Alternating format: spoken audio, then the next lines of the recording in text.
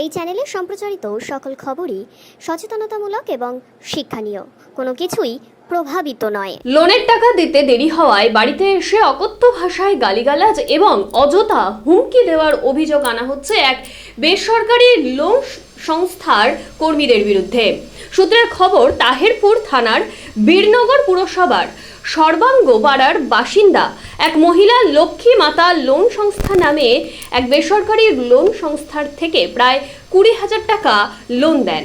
এরপর নিয়ম মেনে প্রতি সপ্তাহে লোনের কিস্তি দিলেও কর্মসূত্রে বাইরে থাকায় রবিবার লোনের কিস্তির টাকা সময় মতো দিতে পারেননি সেই মহিলা এবং সেই টাকা দিতে না পারায় তার বাড়িতে এসে অকথ্য ভাষায় গালিগালাজ সাথে অকথ্য হুমকি পর্যন্ত দিয়েছে সেই বেসরকারি লোন সংস্থার কর্মচারীরা। দেখুন সেই ছবি।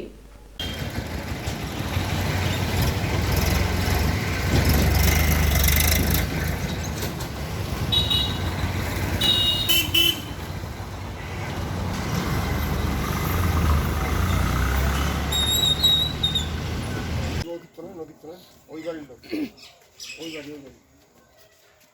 বাড়ি ছবি ওই বাড়ি ছবি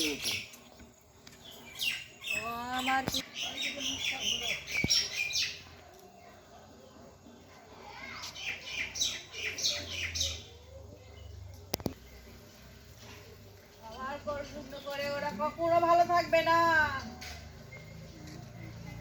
ওরে তোরা আমার মাকে ফেরত দে।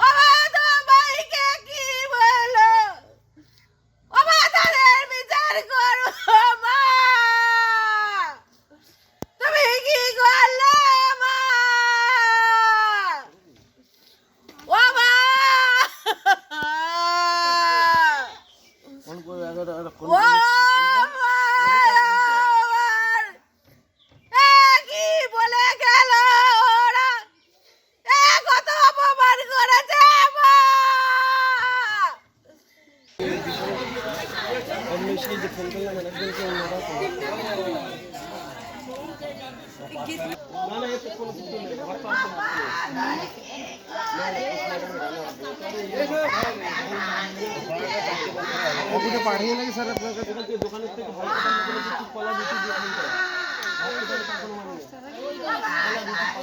শুনছি আমার ওখান থেকে ফোন করছে আমাকে এই মোবাইলে যে আমাকে খুব মারাধরা করছে। তো আমি সঙ্গে সঙ্গে চলে আসলাম, আমার বাড়ি আছে তাহেরপুর। আসলাম বাড়িতে, এসে দেখি একে মারছে, আমার বউকে আমার মেয়েকে খুব মেরেছে। কখন সেটা? ওই মেরেছে আগে, একটু সন্ধ্যার আগে হবে, কিন্তু আমার আসতে আসতে দেরি হয়েছে, তাহেরপুর থেকে আসছি। তারপরে আমি এসে ওদেরকে নিয়ে আবার চলে গেলাম আমার তাহেরপুরের বাড়িতে, মানে দেখতে গেলাম। ওখানে গিয়ে দেখলাম ওরা আবার কেস করেছে আমাদের নামে, আমার বাড়ির লোকে, মানে আমরাই কেস করবো ওদেরকে। কারণ কি আমাদেরকে ওরা মেরেছে, আমার বউকে মেরেছে, আমার মেয়েকে মেরেছে। আমরা তো কেউ পুরুষ ছেলে বাড়ি থাকিও না। আপনারা কি ব্যবসা করেন, সুদের ব্যবসা করেন? না না, সুদের ব্যবসা না তো এটা। তাহলে এ তো ব্যাংকের ওই যে মেয়ে ছেলের ইয়ে আছে না, কি বলে ওই গোষ্ঠী আছে না, ওই গোষ্ঠীর বন্ধন ব্যাংকের গোষ্ঠীর পর টাকা।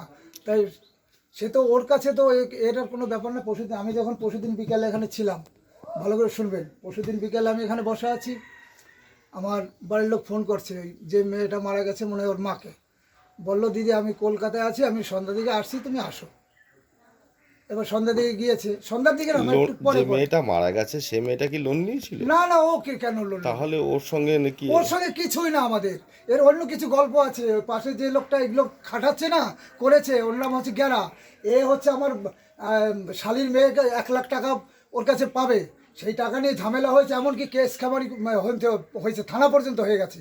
সেই টাকাটা যাতে না দিতে হয় এই জন্য মানে ওকেও ফাঁসিয়ে দিয়েছে নাম করে, আর আমার বাড়ির লোকরাও গন্ডগোলটা লাগাইছে, মানে এই টাকাটাও দিতে হবে না, আর ওদিকে ও টাকাটাও দিতে হবে না। গোষ্ঠী কে কে চালায়, মানে করে কে আপনার বাড়িতে?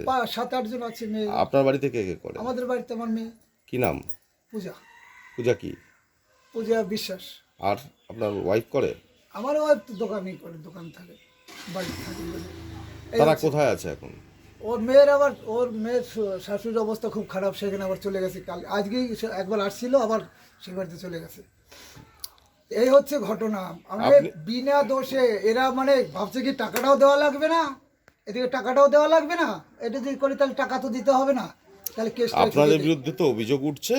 অভিযোগটা উঠবে কেন আমি জানতে চাই। তার মানে পরের দিন মেয়েটা আমরা গেছে, পরশুদিন গেছে ওই বাড়িতে, আর মেয়েটা মারা গেছে কালকে দুপুরে। সকালবেলা একটা দল গিয়েছে, 4টা লোকের কাছ থেকে টাকা নেওয়া আছে, এরকম কিস্তির টাকা 4 জায়গার থেকে টাকা নেওয়া আছে। সকালবেলা গিয়েছে, তারা গিয়ে ওর মাকে খুঁজেছে, নেই বাড়ি।